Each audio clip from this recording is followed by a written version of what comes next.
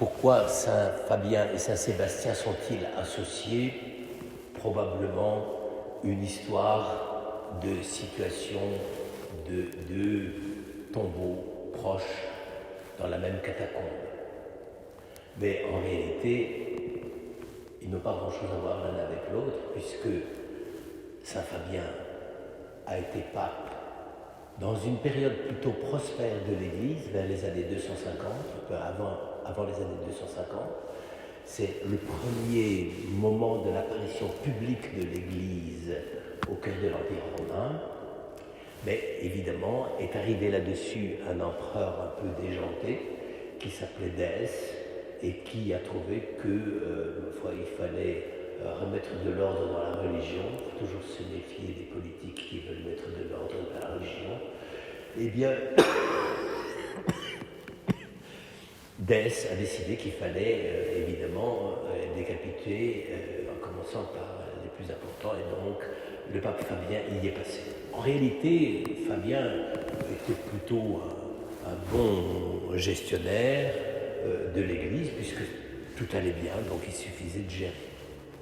En revanche, Saint Sébastien, lui, c'est autre chose.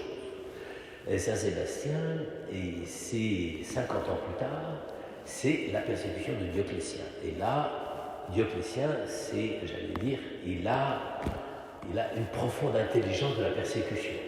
C'est vraiment sa qualité.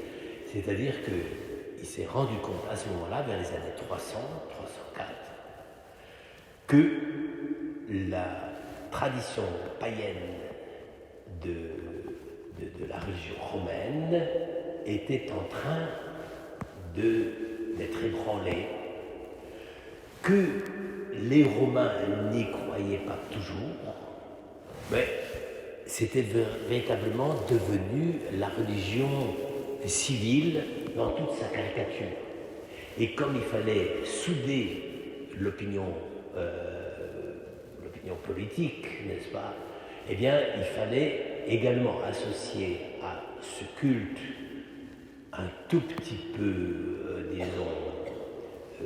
décati, il fallait associer le culte de l'empereur pour redonner de la vigueur et de l'unité à l'Empire romain. Un vaste projet qui fut un total échec. Et Dioclétien n'a réussi qu'une chose, c'est qu'il était tellement terrible du point de vue de la chasse aux chrétiens que finalement, 10 ans plus tard, le chef Constantin, qui lui était beaucoup plus pragmatique, s'est dit, puisque les chrétiens commencent à prendre de la place dans la société, vaut mieux être du côté du manche, et donc on va dire aux chrétiens que leur religion est licita, elle est permise. Constantin était d'une grande prudence, aussi bien dans sa politique que dans sa manière de concevoir sa vie religieuse. Pour vous donner une idée, Constantin, il se faisait toujours accompagner par 3 évêques pour qu'au cas où il venait à mourir pendant une campagne, il y en ait sûrement un des 3 qui soit là pour le baptiser. Et il attendait quand même le dernier moment parce qu'il avait aussi quand même pas mal de sang sur les mains, mais pas nécessairement de la persécution chrétienne.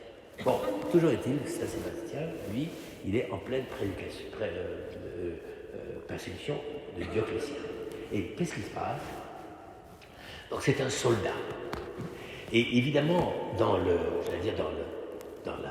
plus que dans l'inconscient, dans le conscient romain, être un soldat, c'est être un homme qui appartient totalement à l'empereur.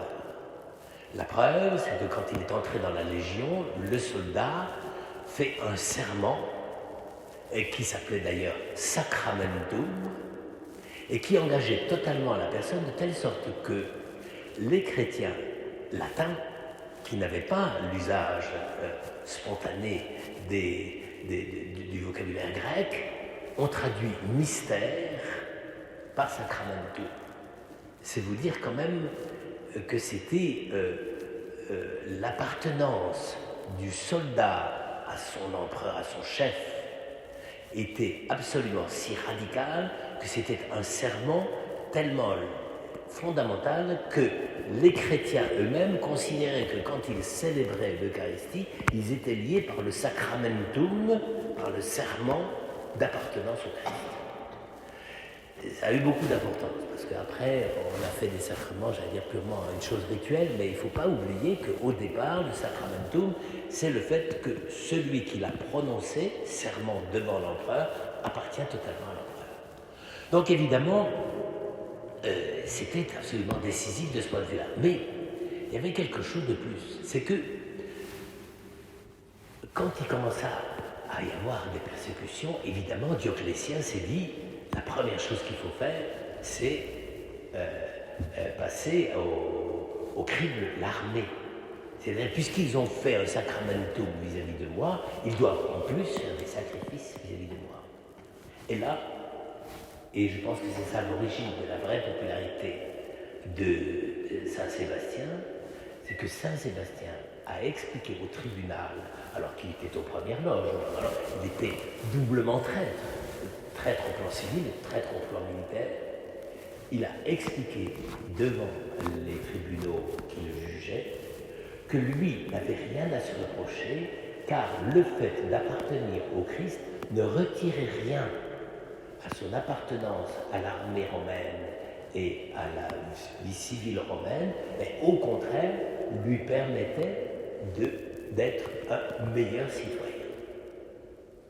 Autrement dit, on a ici la formulation par le soldat romain, Saint Sébastien, la première formulation des relations entre l'Église et l'État.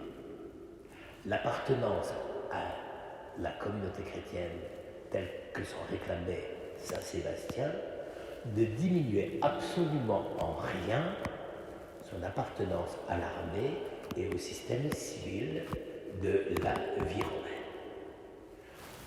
Eh bien, c'est encore mieux que la séparation de l'Église et de l'État.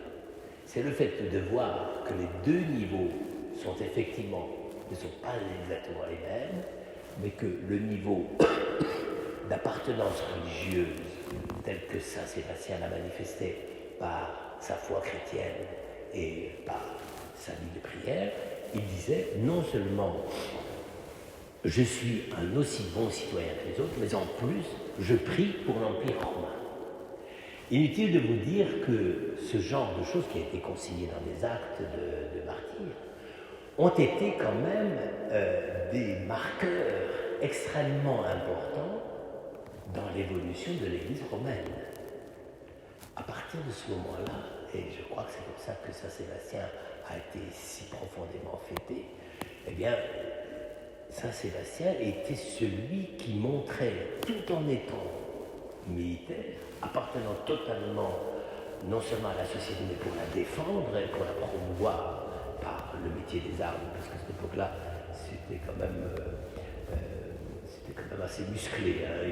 On se plaint des Black Blocs, mais à cette époque-là, les CRS étaient beaucoup plus CRS qu'aujourd'hui. Hein. Et donc, Saint Sébastien a vraiment vécu son appartenance à la société romaine, et quand il a été jugé par elle, par les tribunaux militaires et de l'Empire, il a dit non seulement vous m'accusez injustement, mais je suis finalement, grâce à ma foi chrétienne, meilleur citoyen que vous. Alors, ce culte était très très populaire, mais bon, il avait été condamné à être percé de flèches. Et ça a été aussi un élément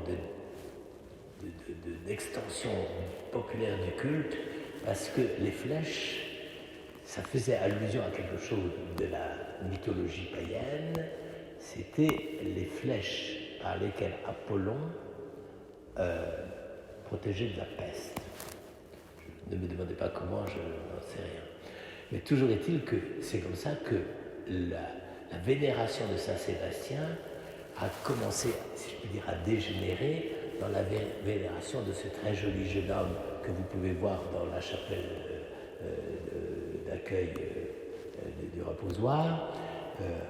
Saint Sébastien, à ce moment-là, j'allais dire, a été quand même vénéré, j'allais dire, plus pour sa beauté physique que par ses réflexions théologiques et religieuses, et donc c'est devenu le bel éphèbe percé de flèches qui était offert à la dévotion des populations.